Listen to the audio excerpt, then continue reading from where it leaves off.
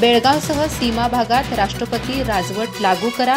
लोकसभेत खासदार अरविंद सावंत यांची मागणी. मराठी कार्यकर्त्यांवर तडीपारीचा अन्याय. शुभम शेळके प्रकरणावरून सरकारवर हल्लाबोल. शिवसेना ठाकरे गट कार्यकर्त्यांकडून जिल्हाधिकाऱ्यांना निवेदन.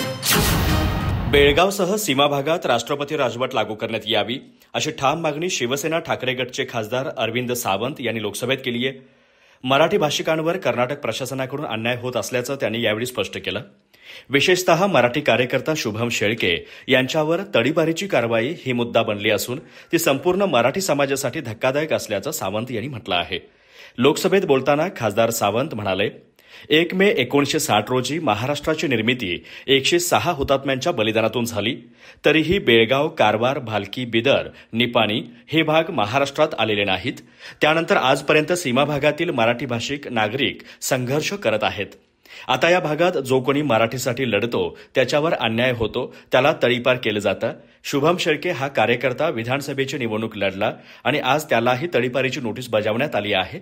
या पार्श्वभूमीवर शिवसेना ठाकरे गट आक्रमक झाले असून कोल्हापूर जिल्हाधिकारी अमोल एडगे यांना यासंदर्भात निवेदन देण्यात आलं आहे. यावेळी जिल्हाप्रमुख प्राध्यापक सुनील शिंत्रे, सहसंपर्क प्रमुख हाजी असलम सय्यद, उपजिल्हाप्रमुख संभाजी पाटील, वाहतूक सेना अध्यक्ष हर्षल पाटील, कामगार सेना अध्यक्ष राजू सांगावकर, तालुका प्रमुख दिलीप माने, जयसिंग टिकले, अवधूत पाटील, प्रसाद पिल्लारे, राजकिरण सावडकर, अविनाश पाटील, मारुती पुरीबुवा, विक्रम मुतकेकर, सागर भावके, बचाराम गुरव, विक्रम पाटील आदी पदाधिकारी मोठ्या संख्येने उपस्थित होते.